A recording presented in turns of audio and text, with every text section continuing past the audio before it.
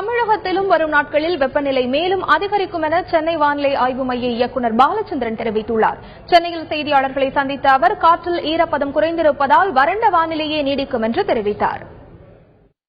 ஈரப்பதம் குறைந்து வறண்ட சூழ்நிலை நிலவக்கூடிய சூழ்நிலை இருப்பதால் அடுத்து வரும் 2 தினங்களுக்கு தமிழகத்தில் அதிகபட்ச வெப்பநிலையானது இயல்பை விட 2 to 3 டிகிரி அதிகமாக பதிவாகுவதற்கு வாய்ப்பு உள்ளது.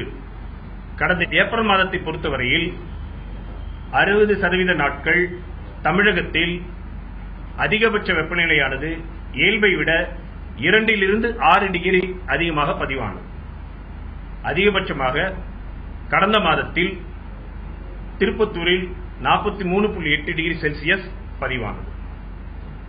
சென்னை பொறுத்தவரையில் வரும் 2 தினங்களுக்கு மேகங்களற்ற சூழ்நிலையுடன் வெப்பநிலையானது இயல்பை விட 2 டிகிரி அதிகமாக பதிவாக வாய்ப்புள்ளது.